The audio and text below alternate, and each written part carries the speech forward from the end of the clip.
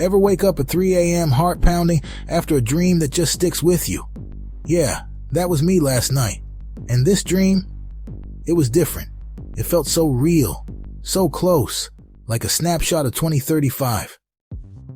In this dream, I found myself walking through a city. Nothing too outlandish, you know, but things had changed, just enough to notice. I spotted these insanely cool futuristic sneakers. It's a dream after all. And these sleek, self-driving vehicles, cybercabs, they were everywhere, gliding through the streets. It changed the whole vibe of the place.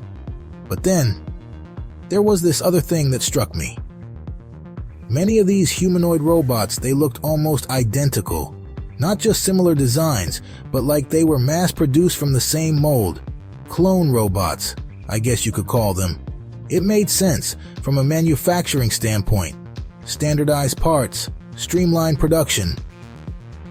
But seeing so many identical faces, identical bodies, doing different tasks, it felt a bit like stepping into a factory myself. And these clone robots weren't just in one place. They were everywhere. In retail, handling customer service.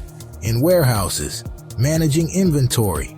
Even in some caregiving roles, assisting elderly people with basic tasks.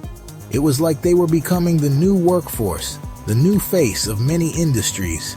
But this is where things got a little tense in my dream. You could feel the shift. Because then I saw protests. People in the streets, holding signs, chanting about job losses, about robots taking over. It wasn't a full-blown riot or anything, but it was definitely a sign of growing unease.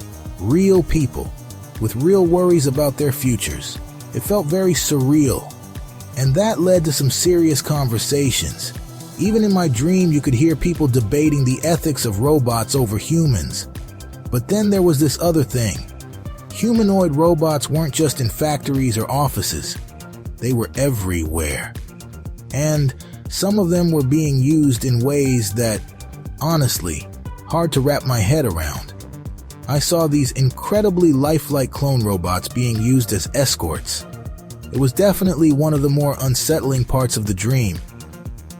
So, in this dream, it seemed like universal basic income was a reality. Everyone was getting a basic income, regardless of whether they had a traditional job or not. But then, the impact on people's lives was mixed, to say the least. Some people were thriving. They were pursuing creative passions, starting businesses, finally having the time to do things they loved. But then there was another side. Some people were struggling with the lack of structure and the lack of purpose. And I saw glimpses of people getting involved in, well, let's just say, less than legal activities. It was like UBI had created this space for both incredible creativity and some serious social problems. So, with all this going on, the robots, the protests, the complex impact of UBI, government officials were really scrambling. They were trying to figure out how to manage this rapidly changing world, but it felt like they were always playing catch-up. Waking up from that dream, there was a lot to process. It felt so real. It made me think about the choices we make today and how they'll shape the world of tomorrow. So, yeah, it was a pretty intense experience. And it's not just about robots. The dream got me thinking about all the other things AI is supposed to be able to do soon. So, I recently stumbled upon this fascinating article titled "Thousands of AI Authors on the Future of AI," published in January 2024. AI researchers contributed to this survey. These folks are the creme de la creme, publishing in top journals and all that jazz. And guess what? They shared their predictions about the future of AI. Spoiler alert, it's mind-blowing. You know, we always hear those sci-fi stories about robots taking over. Classic, right? But this survey goes way deeper. It's not just about robots. It's about what AI will actually be able to do, and crucially, when. Ready for this? In the next 10 years, AI could build a website from scratch. I mean, coding, design, payment processing, the whole shebang. Imagine that. No more need for web developers and software engineers. Though, I'd love to see an AI try to fix my online shopping cart glitches, right? But it's not just websites. AI could be composing hit songs, finding and patching security flaws in software, basically becoming our cybersecurity experts, all within a decade. Crazy, right? And then there are the longer-term predictions, like AI deciphering the laws of physics in a virtual world. That's some next-level stuff. Now, here's where it gets really interesting. The researchers predict that AI could surpass human intelligence on most tasks by 2047. That's just a few decades away. But full automation of the labor force? That's a bit further out. Like 2116. Yeah, almost a century later. It's a huge gap. And it makes you wonder about the difference between being intelligent and being able to automate every single job. And then there are the concerns.